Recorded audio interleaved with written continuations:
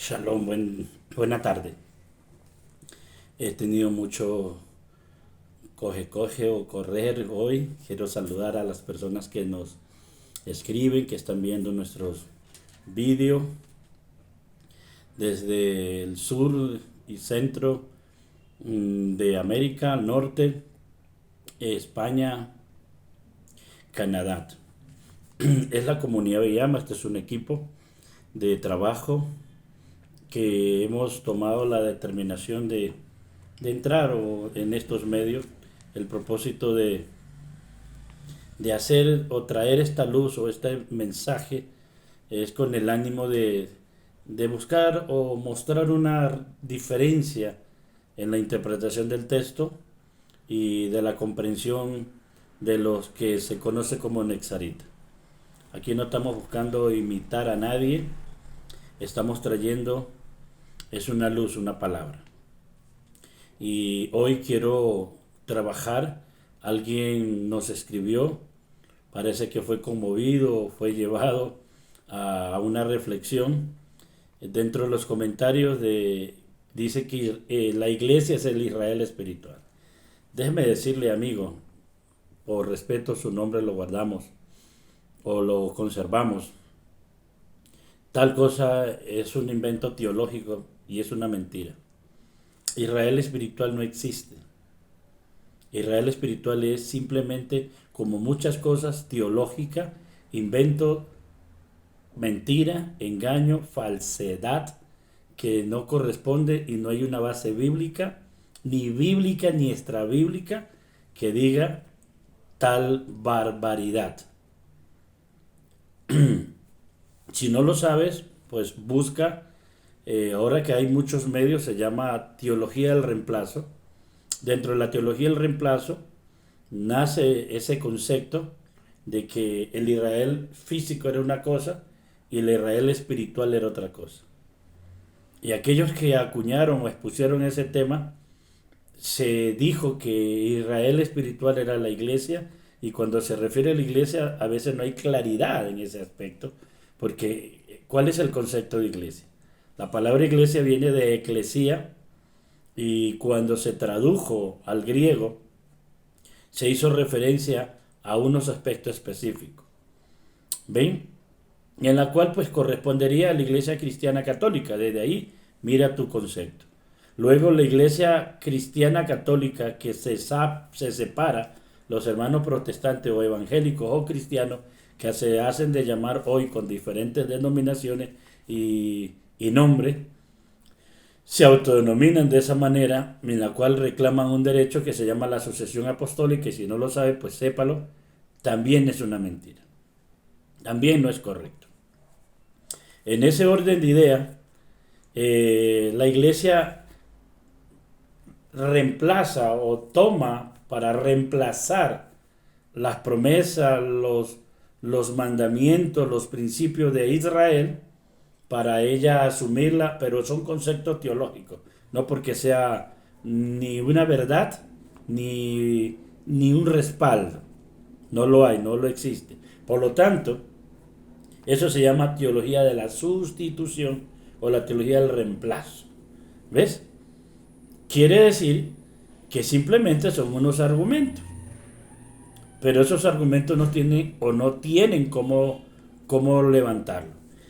Miren esto, en el capítulo 7 del libro de Geburot o Hechos de los Apóstoles, verso 38, se lo voy a leer, y dice: este es aquel Moshe que estuvo en la congregación, o sea, en la Keilah, o en la iglesia, en el desierto, con el ángel que le hablaba en el monte Sinai, y con nuestros padres, y que recibió palabra de vida que darnos. El escritor de Hechos es Lucas, el historiador y médico Lucas, en la cual trae el evento de lo que sucedió en el Sinaí, que Israel sale de Egipto, llega al Sinaí donde Hashem le va a dar la Torah. A eso se refiere la palabra de vida. Aquí hay un evento que quiero narrar y mirar. 3 meses desde que salen de Egipto llegan al Sinaí. Y llegan al Sinaí, no era la línea recta, la línea recta era otro lugar para ir a la tierra prometida. Pareciera que el bendito sea, aunque el propósito era llevarlo a la tierra prometida, pero primero les da la Torá. ¿Y por qué primero les da la Torá? Mire la secuencia y mire el punto clave. Egipto, esclavitud, libertad, no hay Torá escrita, hay una Torá oral que se la dio Abraham y la tenían ellos oralmente, el cual era la promesa que iban a salir de la esclavitud, que había un tiempo específico que ya se los narré, ¿cierto? Que ciertas generaciones de esclavitud saldrían y justamente Moshe llega y el Eterno lo usa y lo saca. Dice el escritor de Corintio, que es Rabbi Shaul, dice que fueron bautizados en el mar. Mira eso, o sea, son libres primero, o sea, para darle un contexto cristiano, pues, son salvos, que la palabra es libre, ¿ve? La libertad es eso, y luego los lleva a las aguas, o sea, por el mar estrecho, mar de junco, el contexto hebreo, ¿sí? El mar de los juncos, dice que hacen Tevilá, son bautizados y son llevados al Sinaí para ser llenos de la presencia divina. Ese es el primer Pentecostés. Estando allí, por eso no los lleva a la tierra prometida. Primero los bautiza en agua, o sea, les hace la purificación en agua y luego los lleva al Sinaí. En el Sinaí les va a dar la Torá, Shavuot, o en griego Pentecostés, que es el primer Shavuot, o el primer Pentecostés, para que sepan, que es Matán Torah, el día que Hashem dio la Torah. Entonces Hashem los lleva allí y ahí los bautiza en el Espíritu. Dice que hubo relámpago y fuego y Hashem dio la Torah escrita y la presencia divina la implanta. No solamente la coloca en las tablas que se la da Moshe, sino también en el corazón. Eso es lo que se llama ser lleno o bautizado o redimido por la presencia divina, y esa, la palabra del bendito sea, se le encarga. Ahí queda la plasmada, queda como una impronta, ¿ve? Impronta, perdón. Y por eso dice, este es aquel Moshe que estuvo en la congregación. ¿Por qué no traduce en iglesia las versiones en español o las versiones cristianas? Porque les contradeciría, porque diría, o sea, si este texto diría que esta es la congregación, esta es la iglesia, entonces, ¿qué iglesia se está hablando de Hechos 2? Es justamente este hombre llamado Esteban, uno de los diáconos, o sea, de los líderes de la comunidad del primer siglo, de los nexaritas del primer siglo, de los talmidín. Y este hombre era un hebraísta. Cuando lo cuestionan, él es el que trae esta palabra del Midrash, lo saca del Tanaj, de la Torá, y los pone. Este es aquel Moshe que estaba en la congregación, dándonos, dejar ver, o nos muestra o nos alumbra que la congregación o la iglesia que se va a llamar o le van a dar nombre congregación, simple y llanamente es la continuidad de la congregación que estaba en el desierto. O sea que esta iglesia nace en el desierto. Y si esta iglesia nace en el desierto, o en el desierto se reúne como asamblea, se refiere a la Keilah, que es Israel. Israel es la novia, Israel es la iglesia, Israel es el pueblo, Israel es la Keilah, o podemos decirle la Jatá. No, Jatá sería novio, ¿cierto? ¿Ven? Entonces, ¿qué sería? Cajal. Ese sería. ¿Ven? La novia. Entonces, pero el concepto de iglesia es eclesía, es un concepto diferente. Por eso la palabra congregación sería Keilah, la congregación, la Keilah del desierto. Y el líder de esa Keilah era Moshe. Hashem levantó a Moshe. Y a su hermano Aarón como sacerdote, como no son sacerdotes católicos, que a veces la gente confunde. Son los Kohanim, que son levitas. Hace parte de una de las tribus del pueblo de Israel. ¿Ven? Si miramos esto de esta manera y llegamos a puntos claros y a esto demostrar, entonces vemos que la Keilah no nace en hecho. ¡Wow! Escucha por favor, si no nace allí en el Sinaí. donde fueron llenos de la presencia divina, donde se promete algo más, donde fueron llenos de la Torá, fue dada la Torá, porque la Torá no es dada para salvar. En el contexto, la Torá es dada para vivir como salvo. En otras palabras, la Torá fue dada para que el hombre viviera conforme al corazón del bendito sea, para que el hombre refinara sus pensamientos y fuera agradable al bendito sea. Dicho esto, o expuesto este tema, entonces vemos la congregación desde el Sinaí, tiempo de los jueces, tiempo de los reyes, y por eso es que habla de pastores y habla de profetas, ¿sí ven? Hasta llegar. Pero ¿cuál era el propósito de esta congregación? Para que sepan. ¿Cuál era el propósito? El propósito de esta congregación era ser luz a las naciones. Hashem separa a esta familia, a este pueblo, y lo va a colocar, le va a dar un honor, un privilegio. Y el propósito de este pueblo es que sea sacerdote, sea intercesor entre las naciones y el Eterno. Que sea guía de las tinieblas a la luz. Que sea el intermediario de los hombres, de las naciones, hacia el bendito sea. En parte Israel cumple este propósito. Claro, nos salimos de la teología sistemática, se rompe tu concepto, no tiene fundamento, y aquí está el fundamento. ¿Sí ves? Te estoy demostrando que lo que aprendiste, que lo que te enseñaron está equivocado, está errado. No tengo necesidad de decir aquello, pero en honor a la verdad estamos trayendo una palabra de corrección, y creo que en buena hora, en buen tiempo, para que sepan. ¿Ves? En ese orden de ideas, ¿qué sucede? ¿Por qué nuestro Adón Yahoshua viene? Porque nuestro Adón Yahoshua tiene que ser justamente uno de la congregación. Y este es el asunto. Y voy a centrarlo allí. Y eso está en el libro de Ruth.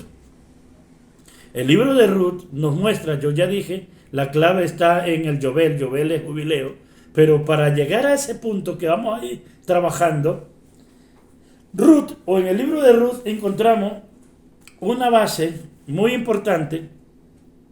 Y el libro de Ruth está justamente en un periodo de tiempo que se llama entre los jueces y los reyes. O sea, en los Shoftim y los Melachim. Shoftim, jueces de Israel, y los reyes de Israel. En ese intermedio aparece esta Megilá. Megilá, este relato, esta historia que se da. Dice, ¿y cómo inicia? Que estaba de la tribu de Judá, porque ella es judía, Noemi o Naomi, y pareciera, de acuerdo al Midrash y de acuerdo al contexto, ellos estaban en una posición económica muy bien, estaban financieramente bien. Pero llegó una crisis en Belén, hubo una necesidad, ya que ella es de la familia de Belén, y en esa necesidad pareciera que conforme al mandamiento, el que más tiene bienes de este mundo, debería de compartir con los que menos tienen o los menos favorecidos. Pero Naomi y su esposo decidieron cerrar sus posibilidades para ayudar al prójimo, ayudar a sus contemporáneos, a sus hermanos judíos, y decidió irse a la tierra de Moab, o sea, a un país extranjero. Ya aquí hay un mal acto, aquí ya hay un acto negativo de la oportunidad de ser generoso, bondadoso para ser prolongado y prosperar. Ella decidió cerrar su mano, ser un poco extraña, y se va a otro pueblo, a otra nación. Pero estos son los planes de Dios. Estos son los hilos invisibles que uno ve y dice, wow, de otra manera no era posible. De otra manera no era posible. Y ella decide y va, y entonces sus hijos se casan con estas mujeres extranjeras. Ya la Torá estaba prohibido que los judíos se casaran con extranjeras. Estaba prohibido. Pero se casan con mujeres extranjeras, su esposo se mueren los hijos de ella, y ella queda con sus nueras, o sea, con las esposas de sus hijos. Una de ellas decide volverse a casar y se separa, pero una de ellas, que se llamaba Ruth, dijo no. Como si Ruth entendió, como si Ruth podía ver más allá del presente y entendió el privilegio, entendió la posición. Y aunque decide hacer aquello, hasta aquí no hay judaísmo, no hay religión judía como religión. Podemos decir, un israelismo bíblico, podemos decir el mensaje libre del bendito sea que siempre ha estado, sin matrícula religiosa, sin un emblema que diga X, Y, Z. ¿Sí? Aquí está el asunto, pero es el testimonio escritural, para darle un contexto. Ella es la que dice, tu pueblo será mi pueblo y tu Dios será mi Dios. Pero también tengo que decir que aquí no hay un proselitismo, porque no fue Ruth que la convenció a ella, no fue que le dijo que dejara a sus dioses y cogiera el Dios de Israel. Obviamente que sus dioses no son verdaderos, son imaginación de los hombres, son creencias, mas no fundamento. Pero ella decide, se asimila. Ella toma la cultura hebrea. Ella dice, tu pueblo será mi pueblo y tu Dios será mi Dios. Donde tú vayas yo iré y donde tú moras yo moraré. Tampoco aquí hay una conversión. No. Por los medios legales que la gente presenta o argumenta, judías, algunos, no todos, que es necesario hacer esa conversión. No. Miren esto. No. ¿Y quién es esta mujer? Es una moabita. Pues miremos más atrás quién es Moab. Moab es la descendencia de una de las hijas de Lot, del incesto de Lot. Viene este pueblo y de este pueblo viene esta muchacha. Mire con quién se emparentaron estos hijos de Noemi. ¿Con quién mezclaron sus genes? ¿Con quién mezclaron? Si no es un plan del cielo, ¿para dónde vamos? Es la redención. Entonces entendemos, ellas se juntan, se entran aquí, pero una no entendió que la habían atraído. Y esta sí entendió y se unió al pueblo hebreo. Naomi cuando regresa, todos gritan, oh Naomi, Naomi. Y Naomi llega con una amargura de espíritu, en la condición, muertos sus dos hijos, muerto su esposo, llega en una condición económica muy mal. Y ella dice, no me digan Naomi, díganme Mara, porque en amargura me trae el Señor. No fue el Señor, fueron sus decisiones. Pero bueno, ella llega y viene una extranjera con ella, que aparentemente es su hija putativa, su hija esposa de un hijo, pero que decide no abandonar a la anciana, sino proteger a la anciana. Por lo tanto, hace parte de la familia de Naomi. Ya ha sido injertada allí.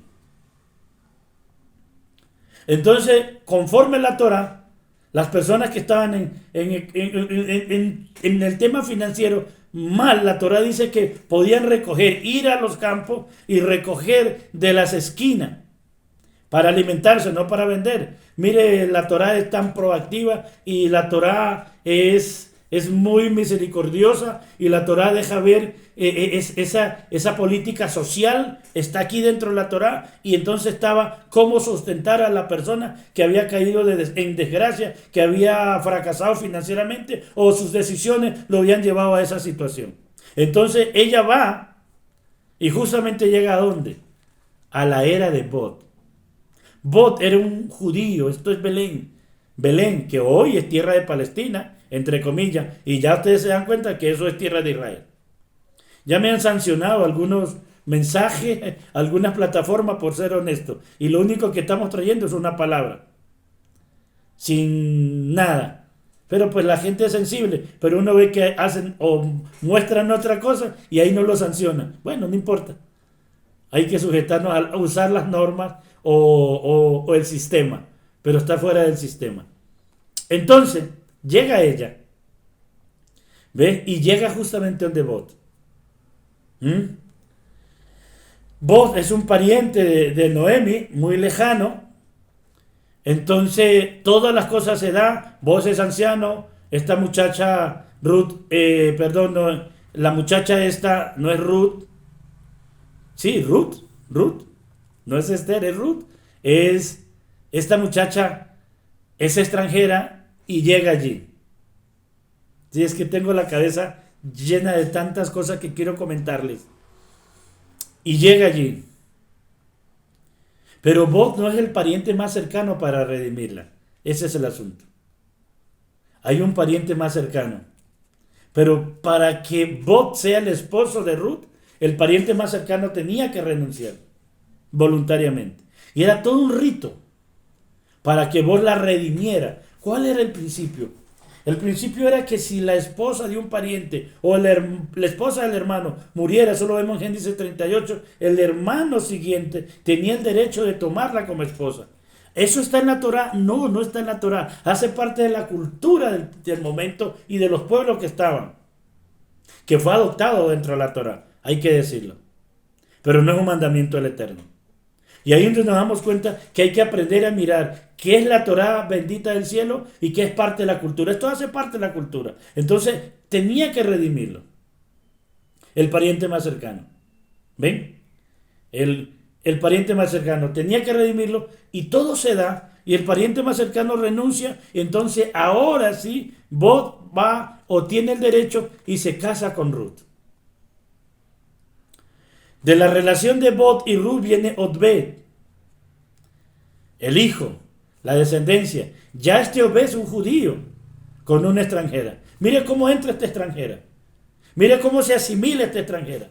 No hubo una conversión, no pasó por una corte judía, que hoy se llama el proselitismo o de conversión, sino que fue añadida dentro del pueblo, como muchos otros que podemos mostrar, que fueron añadidos para que nos demos cuenta que Israel no es lo que algunos piensan, inclusive algunos judíos, no todos, porque algunos judíos saben que el propósito de Israel son las naciones, pero no para humillarlas, sino para ilustrarle y mostrarle el camino al cielo. En ese orden de ideas, viene Obed, y Obed, que significa, es interesante su nombre, y de ahí viene Isaí. El hijo de Obed, o sea, nieto de Ruth, es Isaí. Isaí va a ser el padre del rey David. Quiere decir que David va a ser bisnieto o la bisabuela de David. Es una extranjera. Es una hija de descendencia de Lot. Ruth, la moabita, viene a ser abuela o tatarabuela del rey David. Por ende, esta misma mujer que no era del pueblo, que aquí hay redención para las naciones, viene a ser la tatara abuela de nuestro Adón Yahoshua. Porque de esa línea viene Joseph. Ahora sí se dan cuenta. Ahora sí se dan cuenta cómo es el asunto. ¿Ven?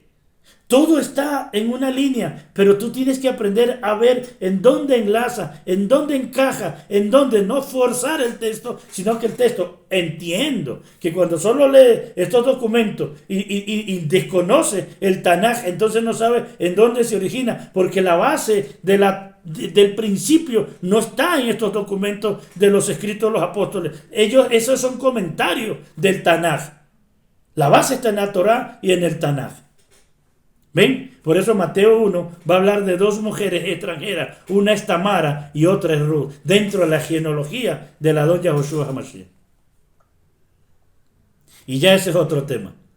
Pero quería traerte este punto de la redención. Por lo tanto, Israel es el pueblo, es la novia, es la iglesia, y los no creyentes, como el caso de Ruth, son adoptados, son injertados dentro de Israel. Así como Ruth fue injertado en Israel y viene a ser parte del pueblo, y de ahí viene el rey David, y de ahí viene nuestro Adón Yahoshua, los no judíos, o sea, los redimidos, esa es redención, los redimidos tienen derecho a ser parte de Israel.